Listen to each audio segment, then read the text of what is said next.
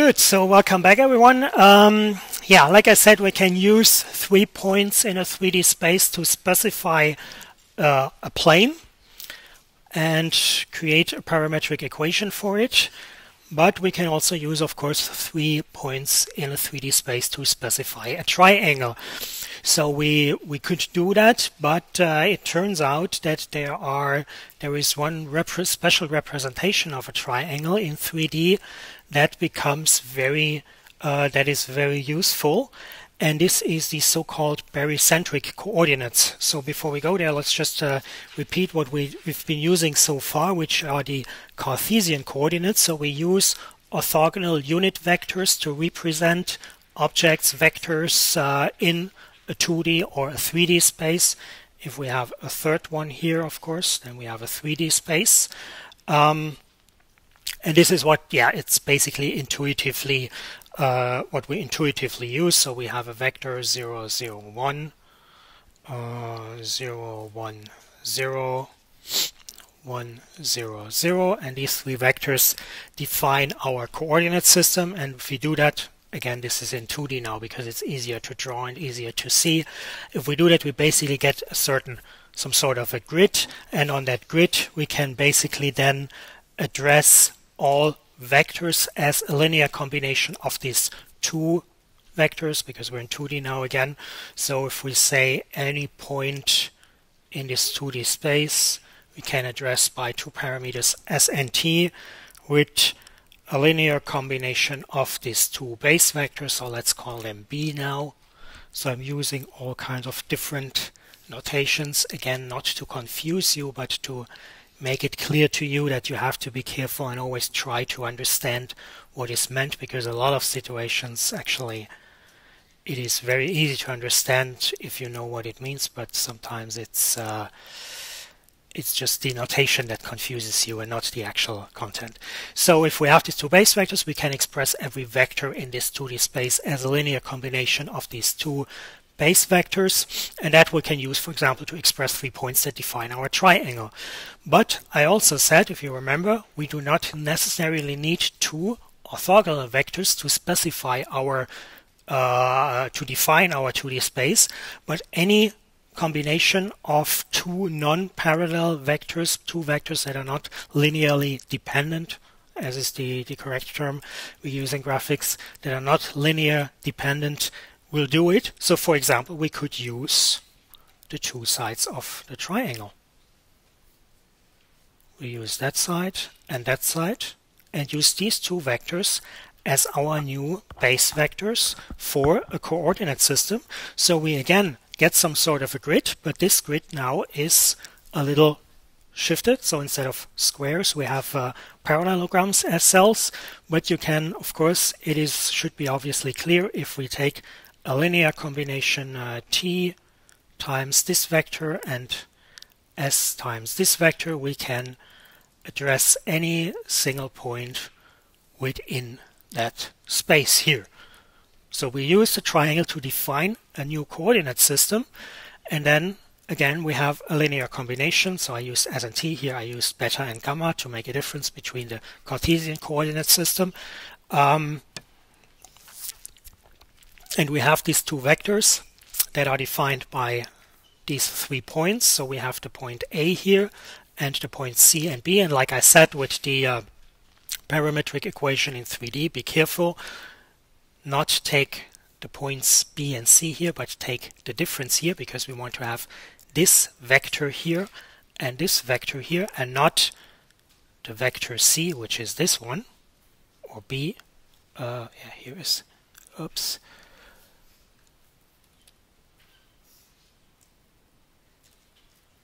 B. And of course we see also we have this vector A here, because of course the origin of our new system is the coordinate system is not at 0, 0 anymore, but it is at the position of this vector A. So we just add the vector A, and then we just have a linear combination of the 2 base vectors to get all points on our vector P, which actually should be P of beta gamma. Yeah, so Tuesday morning is Tuesday the lecture starts at 9, so I don't have time to do a final check of the slides first. So My apologies for these minor mistakes here. Good. Yeah.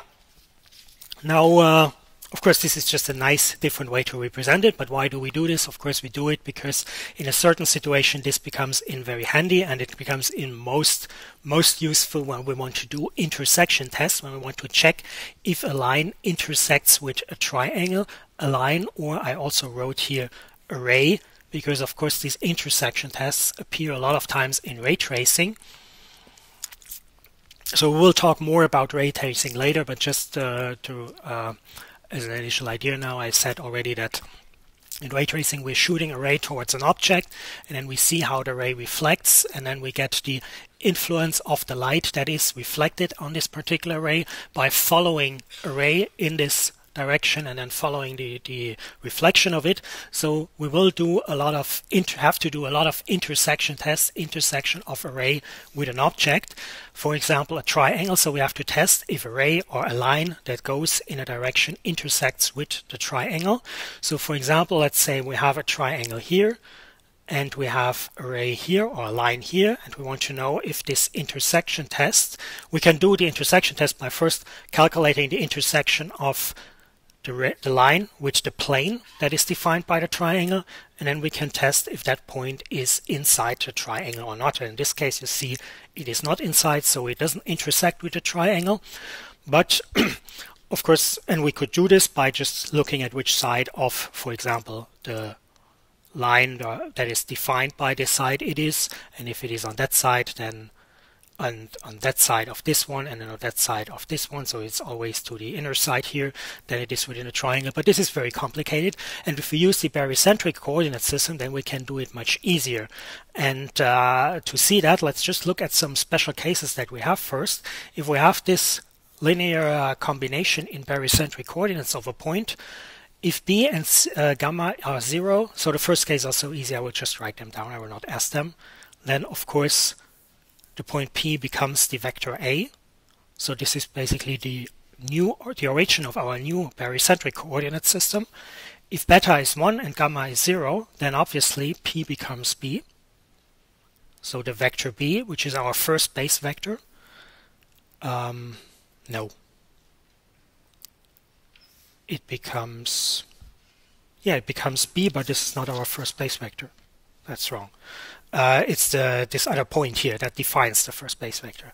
Now I made exactly the mistake I was warning you about. Okay, good. If gamma is 1, then it is C, of course, and if beta and gamma are 1, then it is a point, let's call it D, which is exactly the opposite here of this parallelogram that is defined by this triangle. So this is basically, if you think about the grid, then this is one cell of the grid. So let's define this as the vector D. And of course, what happens then if beta and gamma are both within 0 and 1? What kind of points do we describe then? No idea. Not in a triangle, because if we set, let's make it equal here, and D is not in a triangle. The points in a parallelogram, exactly. So this is everything inside parallelogram defined by A, B, C, and D. And of course, if we have equal, then it's also the points on the side of the parallelogram. If it's only smaller, then it is really inside. And now the question is, of course, when is it inside of the triangle? So the first condition is clear that beta and gamma both have to be larger than 0, or larger and equal to 0 if we include the borders. And what is the second? Any idea?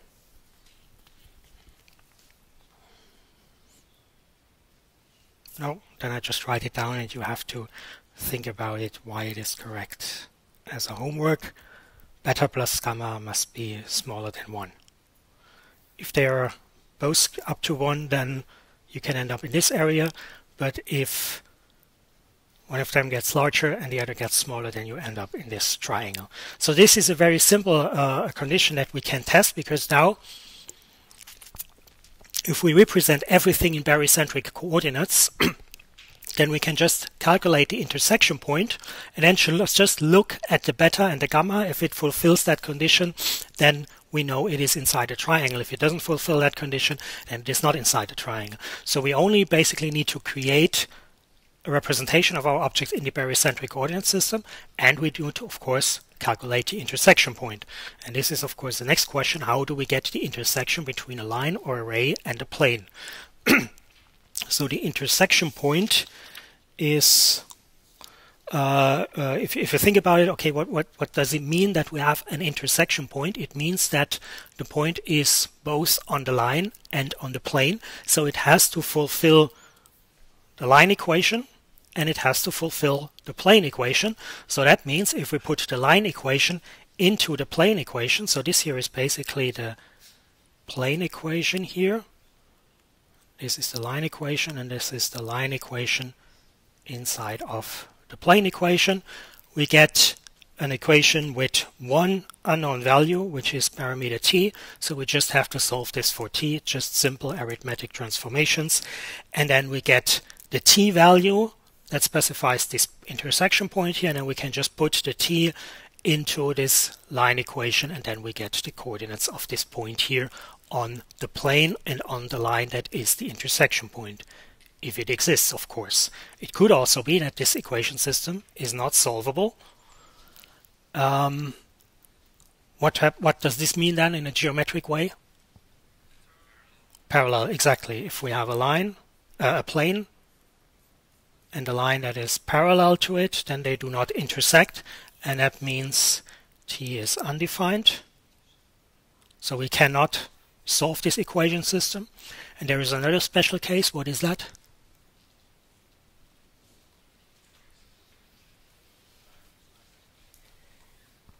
I heard someone saying something, but I didn't understand. The line is in the plane, exactly.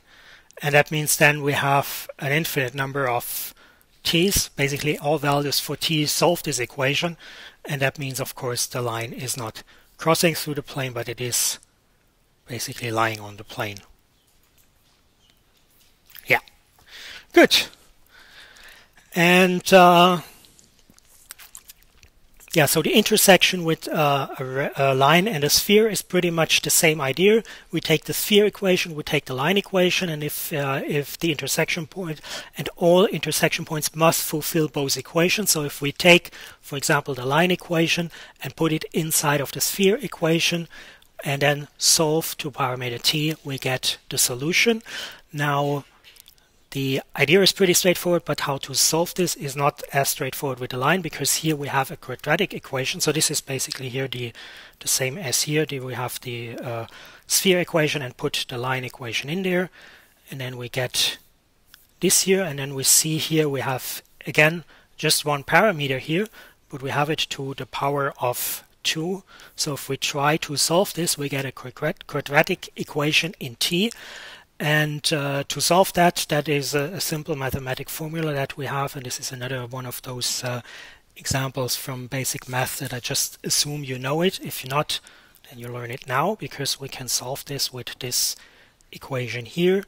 So the solution, x, here I wrote x instead of t, because it's the general equation, is minus b plus minus the square root. So those of you who already know this, why I'm doing this, can already think about how many solutions we get and what the geometric interpretation of it is. How many solutions is already written here.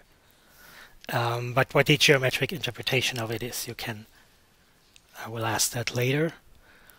B to the power of 2 minus 4ac divided by 2a.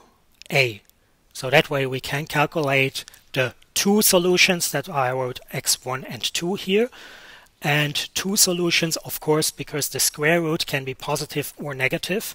So that means we get two solutions. And what does that mean geometrically? Of course, this is the easiest case. Everyone should know this. It's in the image. Yeah, two intersection points. The line goes through the sphere, and then we get one intersection point where the line enters and one intersection point where it exits. And these are the two solutions we get from the quadratic equation.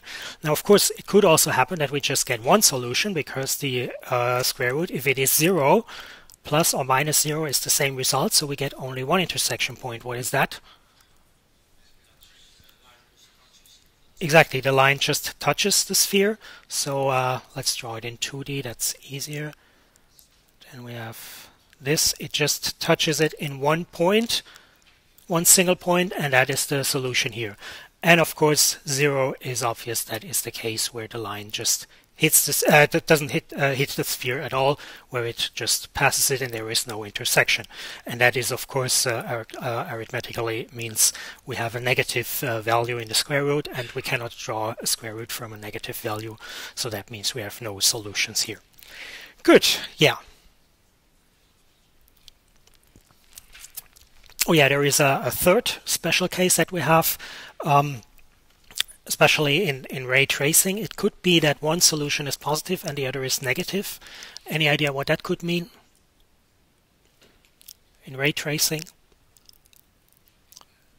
If you're standing at a position and you're shooting a ray in a certain direction, and then you see you get two intersection points with a sphere, and one of them is negative.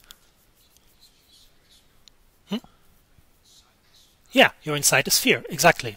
So let's assume this is where I am. This is my observer. I'm shooting the ray in a certain direction, and then I get two intersection values. Of course, I'm in the center, because I'm the center of everything. So this is the origin, and then I get a positive and a negative value, and that means I'm inside of the sphere. And that means, of course, is important if we want to model that, or if we do not want to model that, or how we want to model that. That is important because, of course, that influences how we do our drawings. Good. All right. So we already did a lot of mathematics so far that allows us to do some, of course, very simple modeling, but nevertheless quite complex. So we learned already a lot of the basics that we need. Like I said, we will not talk about complex modeling here, but we talked about like really basic 3D entities, like for example triangles, which are the basic building blocks of all kind of models that we have, because with a triangle we can basically model everything. And what we still need to know now is how to project the triangles in 3D on our 2D screen, and this is something that we will cover later in the lecture. And we need to know, of course, how to make nice images from these triangles, because we don't want to have these grid models, we want to have something that looks really realistic. So we need to consider color, light, reflection, and so on. And of course we will do this a little more simpler here in the course, because we don't have the time to go in every little detail. Good, so but before we start talking about this process called shading, which is basically this putting a light there and considering light and considering the material, before we do that, we need one more thing from mathematics, which is the generalization of the normal vectors, because so far we only talked about normal vectors with respect to a line and a plane, but it turns out that for shading we need normal vectors for basically any random geometric object. So we need to generalize this, and then we say basically we're not talking about normal vectors, but we talk about a surface normal, a vector that is a normal to a surface. If the surface is flat, then it's pretty straightforward. The generalization is basically a vector is a surface normal if it is perpendicular to that surface. So the straightforward case is a line. We already had that. We already had a plane. So every vector that is in a right angle to that plane is a surface normal, in that case a plane normal. If the surface is non-flat, then it's we define a surface normal as a vector that is perpendicular to the tangent line, and the tangent is exactly what we had with the sphere when the line touches the sphere at one point. So if we have, for example, a sphere or a circle, and then this tangent here is the line or the plane in 3D that just touches it on one point, and then a vector that is in a right angle to that plane or line is then a surface normal at this particular point. So we could also take this vector here, because that is of course also in a right angle. Good. And yeah, so for those of you with a mathematic background probably already know, or probably are interested in it, these surface normals are given by the gradient, so we can calculate this by considering the gradient. I will not go into the details of this here in the lecture, because this would lead too much into mathematics, and we will restrict ourselves to the very simple geometric shapes anyhow, which are basically this planes, triangles, and circles. And for that, it is pretty intuitive what the normal vector is. If you're interested in that, you're welcome to look at the related chapters in the book, for example. Good. Of course, the question is, does this always exist? And the answer is, of course, no, because we cannot always build a tangent plane on a surface. So, for example, if we have something like this, like a roof of a house, then of course we can make a normal vector to that plane here. We can make a normal vector to that plane or rectangle here. But what do we do here? Here. There is no unique way to put like a tangent line here, because if we have this angle here, we can tilt it in all directions, so there is an infinite number basically of possible tangent planes that we could put here. So there is no unique definition of a normal vector, and we will see later when we have situations like this that we have to deal with them in a special way. Good. And we will see that later, of course, when we talk about the lighting, because normal vectors are very important for lighting calculations. Good. So we know now our vectors, what normal vectors are in a general way. We know why, we will later see why we need them, and so we only need to know how to get them. But we already know this for a plane if it is given in the implicit equation, because then we've already seen that this is the normal vector. And if you don't know that, or if you don't remember that, I strongly recommend that you revisit the end of the last lecture, and also to where I have given a proof for the line case. And today I said for the plane case I didn't give the proof, but I said that this is a normal vector because the proof is just a general straightforward generalization of the 2D case. Nevertheless, I recommend that you do this as an exercise, even if you think, yeah, this is pretty straightforward and I understand this. It always helps you to do this as an exercise yourself. That reminds me, just a comment, sometimes I have a lot of times on the slides I put a question there, and then I don't ask a question but I answer it myself. Some people complained last year in the evaluation about this, or they asked why are you putting all these questions there if you don't ask them. I just do this because I think it kind of helps when, at least it helps me when I would repeat this for an exam preparation and I go through the slides and I see there is a question. Then I recommend when you read a question there, think about the answer first before you read the answer, even if I did not ask it in the lecture, because that kind of I think helps you understanding. So just as an explanation why sometimes I have questions there, but I'm not always asking them. I'm not always asking them because it's also, of course, a time problem when I ask too many questions, and also with a course of 200 students, if you ask too many questions, it's not always always very good with so many people. Good. But another side mark, you are always welcome to ask questions if you want to, or if you understand don't understand something, so you don't have to wait if I ask you, are there any questions? Good. So implicit equation, it should be pretty clear. For the parametric equation, it's not that straightforward in a way that we can immediately read it from the equation, but it should be pretty straightforward how to calculate this based on what we learned last time, which is the cross product, because we said that one of the major characteristics of the cross product is that the resulting vector is orthogonal to the original vectors, and we have two vectors here that are on the plane that we can immediately get from the equation.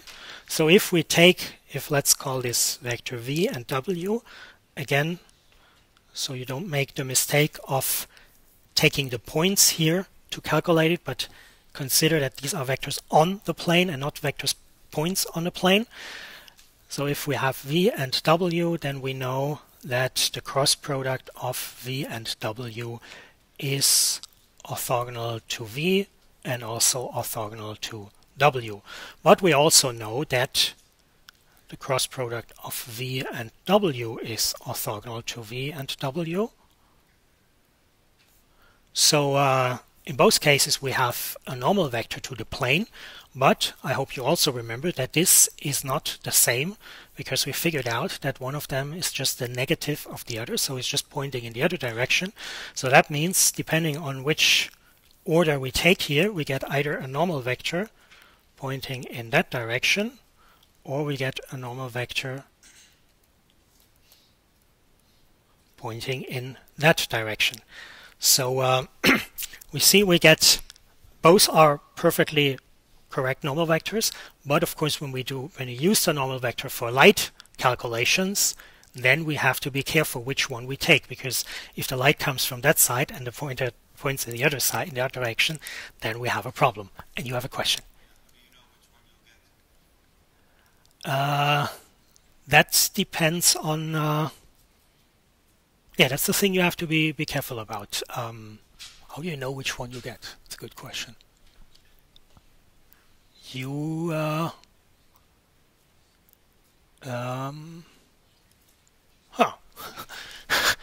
yeah.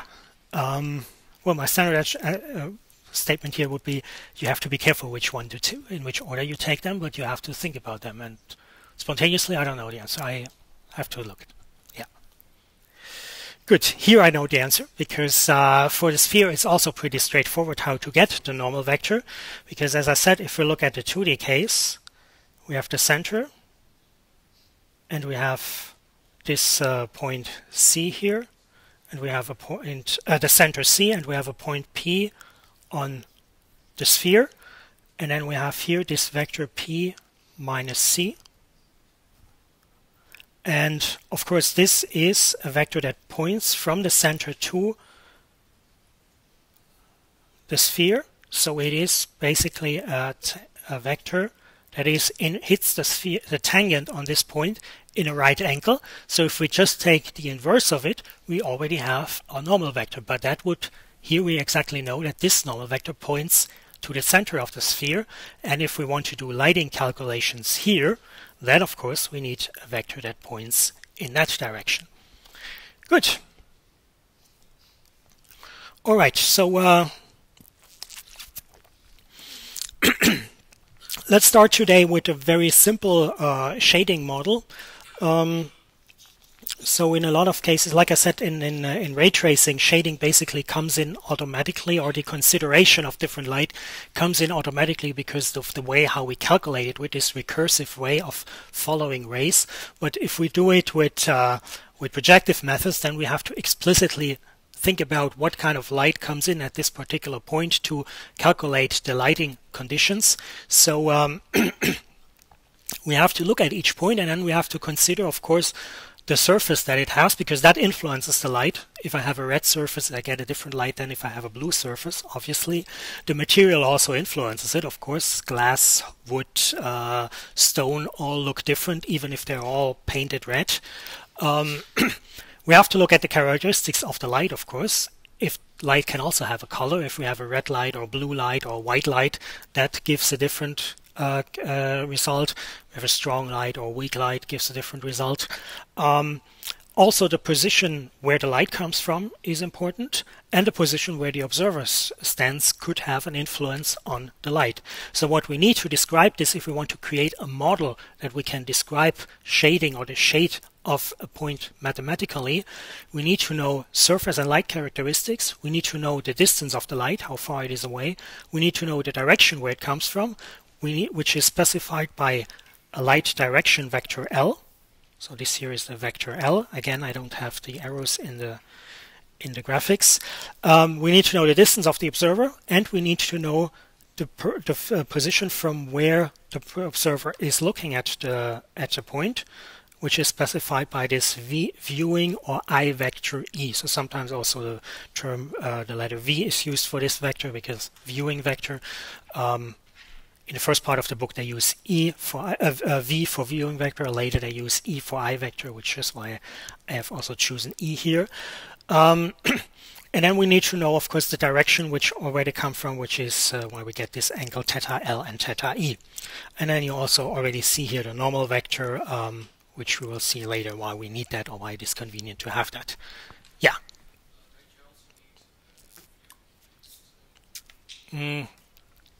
The field of view you need for the whole modeling, but now I'm talking about what kind of, if I know I look at this specific position at this pixel, what kind of color do I have to put there?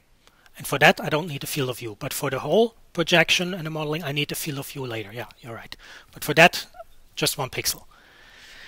Good. So since I said this is a simple shading model, we will not talk about the light distance. We will just ignore it, and we will ignore the distance of the observer, because and the distance of the observer actually is ignored in most cases, because that usually doesn't matter very much. If I stand here or if I stand here or here, it doesn't influence how I see the light here, but the distance of the light influences it. If I have a flashlight and put it here, or if I put it here in the same direction but further away, it influences the light here. But for a simple model, you usually also don't consider it. But if we want to do it really accurately, then we have to consider the light distance, but we do not necessarily have to consider the distance of the observer, depending on what kind of light we have. Of course, there are situations where the distance of the observer can also matter, of course. Good. So let's look at the first thing. At first, let's look at the light direction. How the light direction influences the light that we see in a point. And for this we use a law from physics which is called the Lambert's cosine law, the Lambertian law, which so Lambert figured out that the light, the way how we perceive a light on a specific point depends on, is proportional to the angle of the cosine on this position. If the cosine the cosine of the angle theta L, if it is defined as here the cosine between these two vectors, the normal vector and the direction of the light. So the idea is basically, actually I have a flashlight here, so no, oh, don't see it. So it's basically, you can easily assume that if I point at it like here with the right angle, then the light is the most intensive. The more I move away here and put it from the side, of course here it gets stronger now, but if you look at this center point, of course the light intensity becomes lower when I move here, and it becomes the largest when I point at it directly. And this is exactly what we get with the cosine. The cosine is maximum at an angle of 0, because the cosine looks like that. And of course here we don't consider that, because if I have my light source and move it around here, if I move my light source here, that would mean the light source comes from the back, and then I don't have a light here. So, but if we consider that part, you see here that the maximum is directly when I'm pointing it directly towards it, and the more I point from the side, the less intensive the light gets on this point. So we can model this with the cosine, but we also learned that the cosine is proportional to the scalar product of two angles, of the two angles that define this, of the two vectors that define this angle. So in this case we have the normal vector and the light vector. So if we calculate this this here, then this scalar product, then we get a value that is proportional to this. The value of the scalar product is proportional to the intensity of the color that we see there. So that's correct. I was a little distracted because I remembered I forgot to say something. We usually assume that E, N, and L are unit vectors. That makes our calculation later easier, and I forgot to say that. But you will see later why this is important.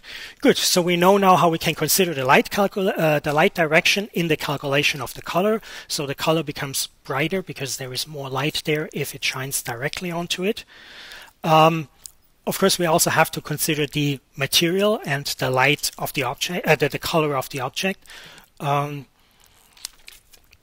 So as I said, this is a very first simple way to do the shading. So we can just make a little, basically a hack or a trick that we just say, okay, the light has a color which is expressed in 3 values, red, green, and blue. And the object has a color which is expressed also in red, green, and blue, based on the object. And then and then we get we just define the resulting color just as a product of the red and the green and the blue values with each other, and then we do a normalization. So this is just to give you a rough idea about how this can be done. I will not go into RGB colors and stuff in the lecture, also because that depends then on how you implement it, how the system supports it. So this is not really that much in line with the more general theoretic background of the lecture. So, but you will see when you do the practicals, and you will see how you can do that. And but for now, for this simplistic model, just assume we have values that we multiply with each other, that we consider both the material, the color of the material, but also the color of the light. In the book, they have actually chosen 2 different values here. They have chosen a coefficient KD, which is the diffuse coefficient, which is basically the surface color, and they have chosen a value E, which is the intensity of the light source. But again, you see here they just multiply it with each other, and then they multiply it with the scalar product of these 2 vectors, because that is then larger if the light falls in directly, or smaller if it comes from the side. And you see here they also added this max 0, that if it is, and the idea is to, if then a scalar product becomes negative, then it means that the light comes from the back, so it doesn't hit this point here.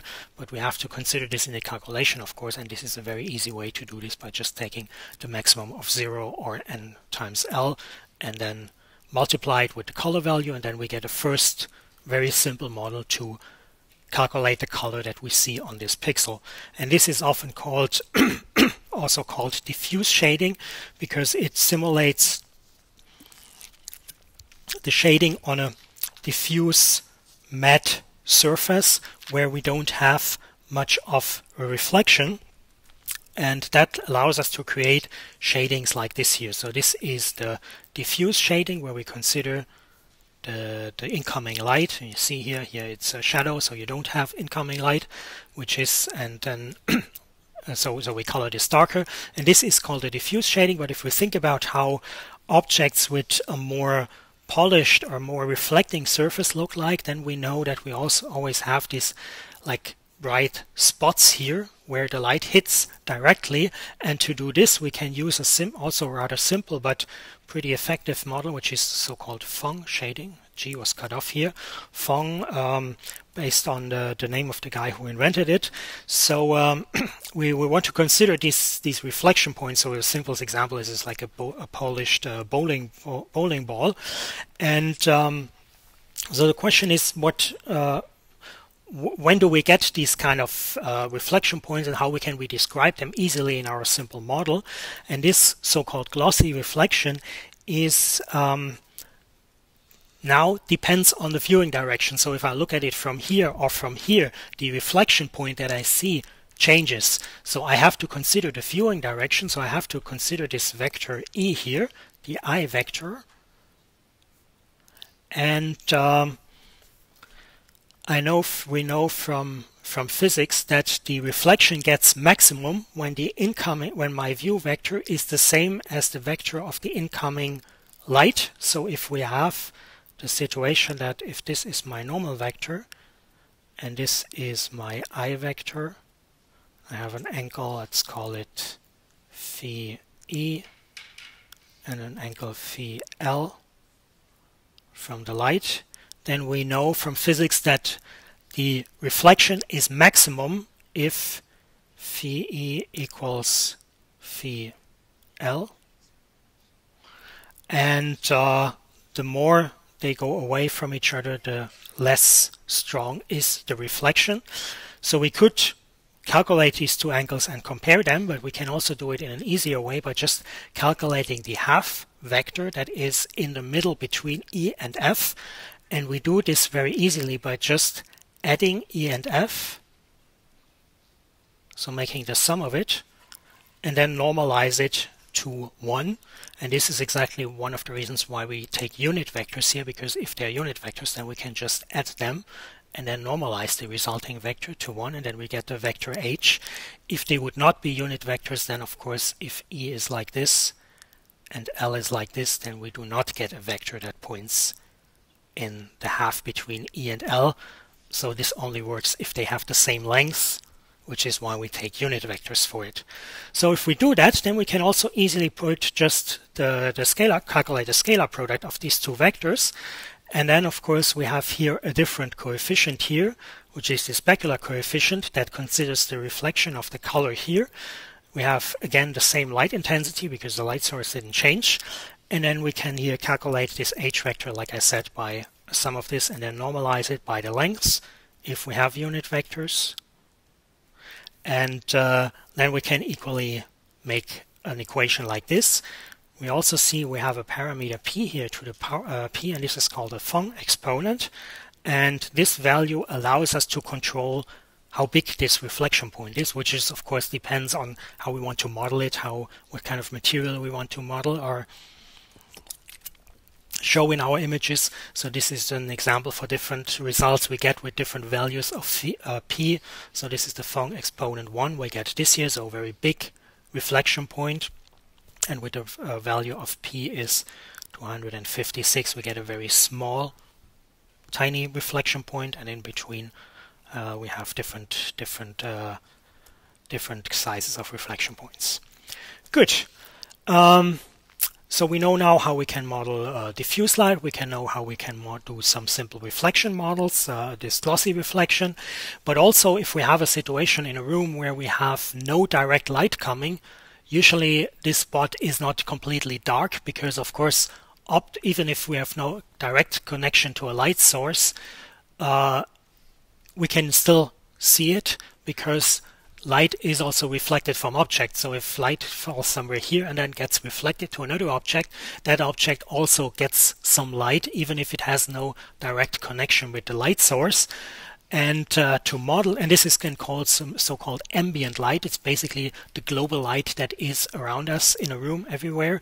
And this global light is basically modeled with, it's really a simple trick or a hack where we basically just take a fixed value, Ka, which is the dependent on your surface, and then an ambient light intensity. This can be just a fixed value that we set or an average of values from all the light sources we have here. So this is really depends on how you want to model it. And like I said, it's basically a hack. So you just choose a value that looks nice. And that way we can model some ambient light. And if we put all of this together, then we get a very first simple but pretty good shading model. So we have here the ambient light as a first factor. Then we have a diffuse component, which is based on the Lambertian law. And then we have, I'm running out of signs, the specular component, which is the reflection. If we put all of this together and just add the color values, we get a final color value at our pixel that we can use to model the shading here and model the light influences here. And we can easily also extend it to multiple points, to multiple point lights. So you see I'm using the point lights here, or also sometimes the term directional light is used in that context. So we have a very specific type of light. Like I said, this is a very simplistic shading model that allows us to create already some realistic images, but very simplistic. So we're only considering a specific kind of light, so no light that is spreading around, but really a point-directed light source. But we can consider multiple of them by just adding them up all together. So the ambient light stays the same. This is like a basic ground light that we have.